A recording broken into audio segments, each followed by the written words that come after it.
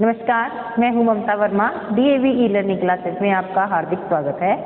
हम अध्ययन कर रहे थे बीए तृतीय वर्ष के लिए हमारे कवि हैं गजानन माधव मुक्तिबोध का। तो उनकी दो कविताएं हमारे सिलेबस में है। एक तो है बबूल जो कि शोषित वर्ग का प्रतीक है, और दूसरी कविता है इनकी ओरांग उटांग। दूसरी कविता का नाम है इनकी ओरांग उटांग। वैसे थोड़ी जानकारी के लिए बता दें कि जो गजानन माधव मुक्तिबोध है, इनको शॉर्ट रूप में हम मुक्तिबोध ही बुलाते हैं।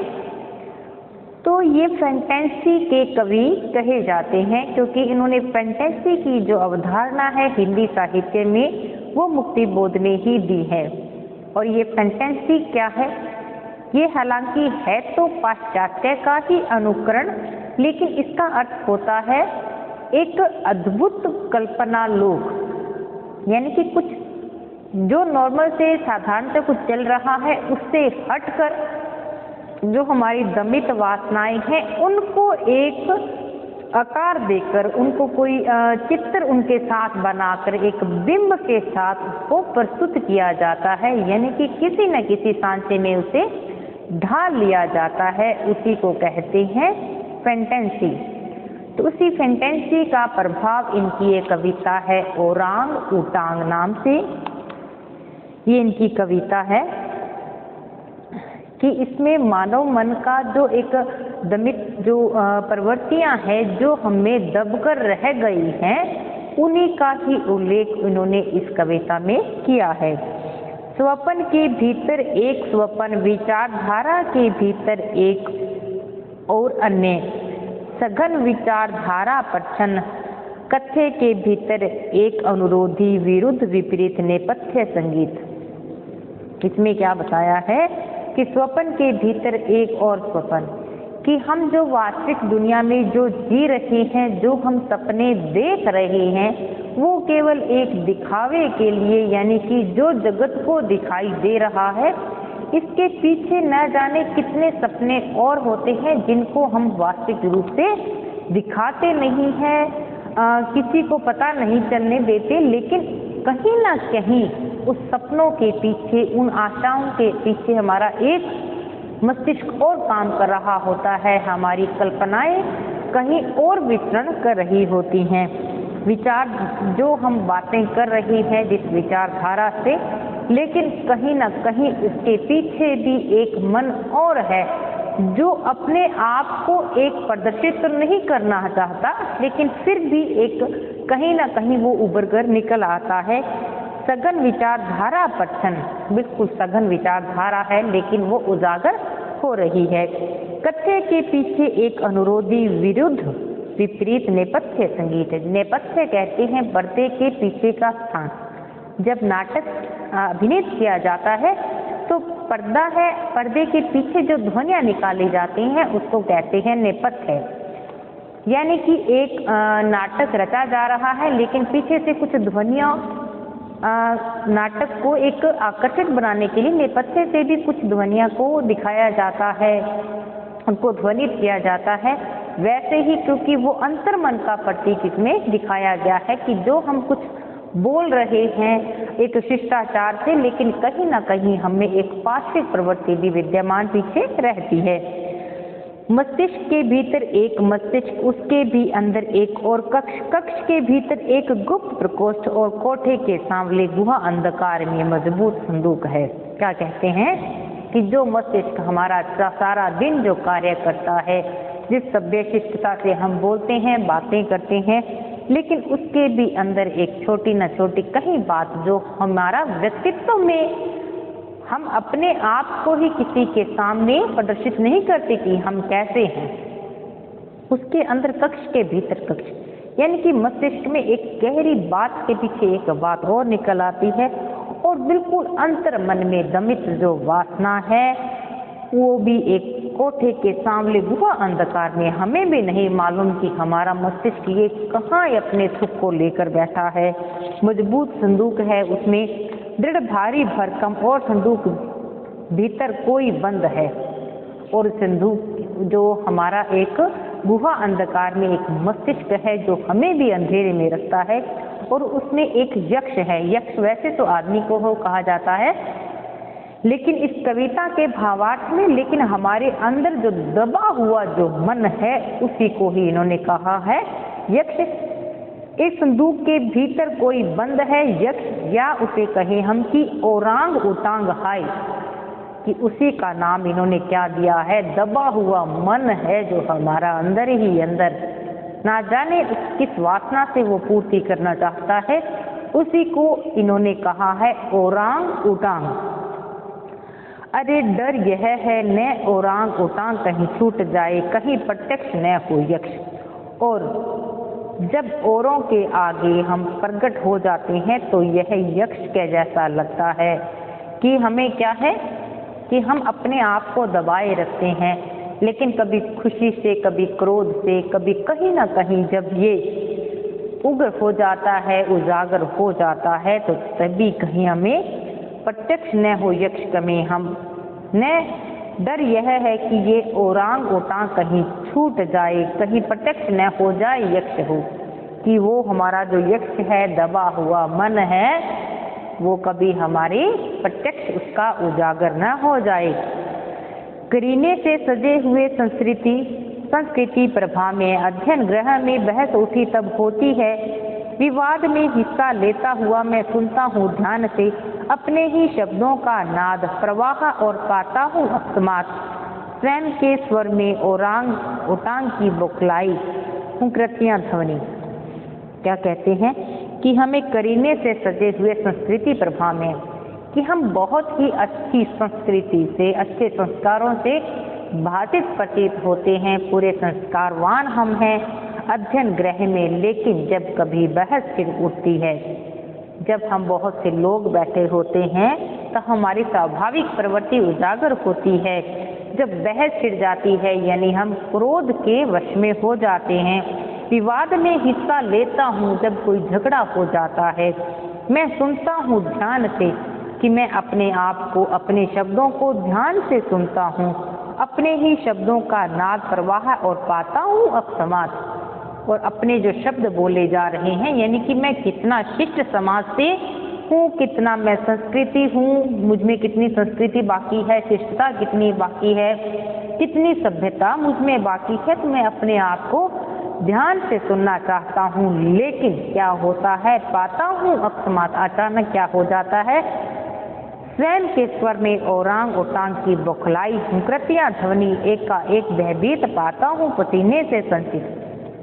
लेकिन जब मैं आवेश में आता हूँ कि ओरांग ओटांग कहाँ अपना रूप दिखाता है, जब हम अधिक आवेश में होते हैं या अधिक खुशी से होते हैं, लेकिन एक अचानक सी अपनी एक मन का भाव है वो निकल आता है, या बहुत लंबी बात करते हैं तो वो कहीं ना कहीं उसका पक्ष उजागर हो जाता है। तो क्या करता हूँ, जब मैं कभी विवाद में बड़े आवेश के साथ कभी बोलता हूँ, बड़ा ध्यान रखता हूँ शब्दों का, लेकिन ये जुबान है, ये जीभ है, ये फिसल जाती है और क्या हो जाता है, ओरांग ओटांग, मुझे ओरांग ओटांग की बौखलाई हुंकृतियाँ ध्वनि। और वो जो अंदर बैठा हुआ हमारे रक्षयक्ष है एक, कौन सा है, ओरांग ओटांग, वो अपनी बौखलाई, उसकी ध्वनियाँ मुझे सुनाई देती हैं कि मैं अंदर से क्या हूँ, ये समाज को पता चल जाएगा। फिर क्या होता है कि वो निकल तो गया भाई मुंह से, तो एक का एक मैं भयभीत हो जाता हूँ, पाता हूँ अपने आप को पसीने से सिंचित, यानी कि पसीने से लथपथ हो जाता हूँ। अपना यह नगन मन और ये मेरी नगन यथार्थता है वो सबके सामने आ गई।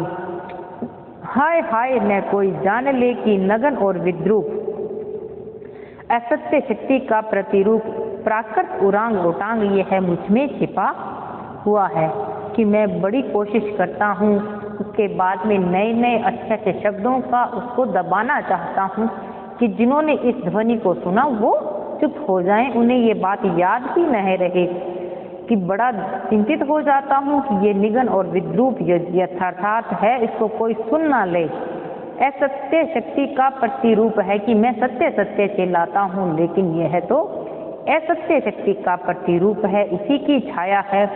प्राकृत ओरांग ओटांग, और यह एक स्वाभाविक सा ओरांग ओटांग है जो मुझ में छिपा है, वो लोगों के सामने मेरा प्रदर्शित हो गया है। स्वयं की ग्रीवा पर फेरता हूँ हाथ की, करता हूँ महसूस एकाएक गर्दन पर उगी हुई सघन आयाल और शब्दों पर उगे हुए बाल तथा वाक्यों में ओरांग ओटांग के बड़े हुए नाखून। फिर जब बोला जाता है तो एक ऐसे करता हूँ कि ये क्या हो गया, कि मुझसे ये कौन से शब्द निकल गए, कि मुझे जो नहीं कहना चाहिए था वो मेरे शब्द न जाने कहाँ से निकल आते हैं। फिर अपने हाथ को मैं अपनी ग्रीवा पर फेरता हूँ तो देखता हूँ कि अपने गर्दन पर जो उगे हुए सघन आयाल हैं, जो लंबी लंबी जो दाढ़ी है, आयाल कहते हैं लंबे बालों को या दाढ़ी को, तो देखता हूँ कि आयाल और शब्दों पर उगे हुए बाल, और जो शब्द हैं वो भी उगे हुए बाल ही हैं, और वाक्यों में मैंने जो वाक्य बोले थे उसमें ओरांग ओटांग के बड़े हुए नाखून, बिल्कुल वैसा ही महसूस होता है कि वो लोगों के सामने आ गया, मेरी ध्वनियों के साथ हुआ, इसलिए मैंने अपने गर्दन पर हाथ फेर कर देखता हूँ। दिखती है सहसा अपने ही गुच्छेदार मूठ जो कि बनती है कविता। फिर मैं देखता हूँ कि हाथ लगाता हूँ कि ये पार्श्व प्रवृत्तियाँ ही हैं, ये एक इसकी निशानी है कि हमारे जो नाखून बढ़ रहे हैं, हमारे जो ये बाल हैं, यानी कि ये पार्श्विक प्रवृत्ति थी जो सामने आ गई है। अपने ही बड़े बड़े दांत जो कि बनते हैं तर्क और दिखता है प्रत्यक्ष बोना यह बाल और झुका हुआ माथा। जाता हूँ चौंक में निज से अपने ही बालदार सजते कपाल की धज से। क्या कहते हैं, अपने ही जो बड़े बड़े दांत होते हैं, जो कि वही दांतों के माध्यम से ही हम तर्क तीक्ष्णा करते हैं, किसी पर शब्दों से प्रहार करते हैं, और यही सबको प्रत्यक्ष दिखता है। बोना यह बाल, ये छोटा मेरा मस्तक, यानी कि सोचने में सोचता है लेकिन कम सोचता है, जितना सोचता है उससे अधिक ये जीवा कह जाती है, और झुक जाता है माथा। कहती ये जीवा है दांतों के माध्यम से, लेकिन सिर झुक जाता है। फिर चौंक जाता हूँ अपने निज से, अपने आप से चौंक जाता हूँ कि मैंने ये क्या किया। अपने ही बालदार सज से, बालों से सजी हुई सज से, कपाल की धज से मैं झुक जाता हूँ, और मैं विद्रूप वेदना से ग्रस्त हो करता हूँ झट से बंद वह संदूक, करता हूँ महसूस हाथ में पिस्तौल बंदूक। फिर मैं इसी डूबी हुई चिंता में बिल्कुल डूब जाता हूँ कि हाय, ये मेरी वेदना, दमित वासनाएं, पार्श्विक प्रवृत्तियाँ ये समाज के सामने प्रदर्शित हो गई, उजागर हो गई। जो मैं नहीं था वो मैं दिख गया, तो इसी वेदना से मैं ग्रस्त हो जाता हूँ। फिर अपने आप को अपने शब्दों से ही दबाना चाहता हूँ, करता हूँ झट से बंद, और बहुत ही झटके से उन प्रवृत्तियों को मैं दबाना चाहता हूँ। सोचता हूँ कि आज के बाद ऐसा नहीं होगा कि मुझ पर ये जो पार्श्विक प्रवृत्ति है वो हावी नहीं होगी, तामसिक प्रवृत्ति हावी नहीं होगी। अगर कहीं पेटी खुल जाए, ओरांग ओटांग यदि उसमें उठ पड़े, धाएं धाएं गोली दागी जाएगी, रक्ताब फैला हुआ सब और ओरांग ओटांग का लाल लाल खून तत्काल। और अगर ये शब्द मुझसे निकल गए, ये न जाने कौन सा ये ओरांग ओटांग है जो मेरी पार्श्विक प्रवृत्तियों को समाज के सामने ला कर देता है, तो इन प्रवृत्तियों को ही जब निकलती हैं, कभी हावी होती हैं, तो मैं इनको दबा दूंगा। बहुत अच्छे से कल्पना करता है कि जब ये ओरांग ओटांग बाहर निकलता है तो मैं गोली से, बंदूक से धाएं धाएं इसको उड़ा दूंगा, और ओरांग ओटांग का खून हो जाएगा तत्काल, वो मर जाएगा, यानी कि मैं सात्विक प्रवृत्ति को इस पर हावी कर दूंगा। लगा देता हूँ पेटी का बंद है संदूक, ताला लगा देता हूँ पेटी का बंद है संदूक। अब इस प्रकोष्ठ से बाहर आ, अनेक कमरों को पार करता हुआ संस्कृति प्रभा में अध्ययन गृह में अदृश्य रूप से प्रवेश कर चली हुई बहस में आगे भाग ले रहा हूँ। सोचता हूँ विवाद में ग्रस्त कोई लोग कोई स्थल। क्या कहता हूँ कि मुझसे ये शब्द निकल गए, फिर अपने आप को बिल्कुल सहज करता हूँ और वापिस जो सभ्य समाज बैठा है उन्हीं के बीच में बैठने की कोशिश करता हूँ, और अपना जो मेरा जो मन था वो ओरांग ओटांग जो निकल आया था उसको बिल्कुल दबाते हुए, उस कल्पना विचरण से बाहर निकलते हुए मैं इन कमरों को पार करता हुआ अपने वही शिष्ट समाज की और संस्कृति, यानी कि मैं इसमें अच्छे संस्कारों से भाषित होते हुए वापस उन्हीं के बीच में वही बातें करने लग जाता हूँ और अदृश्य रूप से प्रवेश करता हूँ, यानी कि अपनी कल्पना में खो गया था कि मैं न जाने कहाँ था और कहाँ आ गया, वापस उन्हीं में मैं शामिल हो जाता हूँ और जो बात चल रही थी उसी में ही वापस भाग लेता हूँ और सोचता हूँ विवाद से ग्रस्त कई लोग कई स्थल और न जाने कितने लोग विवाद से यहाँ पर ग्रस्त हैं। सत्य के बहाने स्वयं को चाहते हैं प्रस्थापित करना, अहम को तथ्य के बहाने, कि सब लोग सत्य के बहाने सत्य के लिए ही अपने आप को भाषित करना चाहते हैं, अहम को त्यागना चाहते हैं और एक सत्य अंतिम सत्य तक पहुंचना चाहते हैं। मेरी जीभ एकाएक तालू से चिपकती है, अकल सारयुक्त सी होती है और मेरी आंखें उन बहस करने वालों के कपड़ों में छिपी हुई सघन रहस्य में है लंबी पूंछ देखती और मैं सोचता हूँ कैसे सत्य है। ढांक रखना चाहते हैं बड़े बड़े नाखून, किसके लिए हैं ये बाघ नख, कौन अभागा वह। क्या कहते हैं कि जब ओरांग ओटांग निकलना चाहता है, मेरी प्रवृत्तियां यानी कि मेरा आवेश झलकने लगता है कि अचानक से मैं अपनी जीभ को तालू से चिपका लेता हूँ, लेकिन बड़ा एक घमासान एक मानसिक युद्ध मच जाता है अंदर और मेरी आंखें उन बहस करने वालों की कपड़ों में छिपी हुई है कि मैं बिल्कुल उनको एक टक देखता रहता हूँ उनके पहनावे की तरफ, लेकिन मैं कुछ शब्द बोलता नहीं हूँ क्योंकि न जाने वो ओरांग ओटांग बाहर न आ जाए। और सघन रहस्य में लंबी पूंछ देखती है और मैं सोचता हूँ कि मैं क्या सोचता हूँ कि कैसे सत्य है। ढांक रखना चाहते हैं बड़े बड़े नाखून, कि हमारे उंगलियों में न जाने कितने बड़े नाखून हैं, ये किसके लिए बढ़ रहे हैं बाघ नख, जो ये चीते के जो बड़े बड़े नाखून हैं उनके समान ही ये मन है। कौन अभागा ये है कि हम इनको दबाए हुए हैं, दिखाई कुछ और देता है, हम अंतर्मन से कुछ और होते हैं। तो ये तो है इनकी कविता ओरांग ओटांग, इसको आप पढ़ना, लेकिन इसका थोड़े भाव को ध्यान में रखकर पढ़ना। भाव यानी कि इसमें कवि कहना क्या चाहता है, तो आपको ये कविता समझते हुए देर नहीं लगेगी। इसमें केवल दो ही शब्दों का हेर फेर है कि इसमें मानव मन की दमित वासनाएं हैं या जो पाशिक प्रवृत्तियां हैं या तामसिक प्रवृत्ति हमारे में है, वो अचानक से बाहर आना, वही जो प्रवृत्ति है उसी को ही नाम दिया गया है ओरांग ओटांग।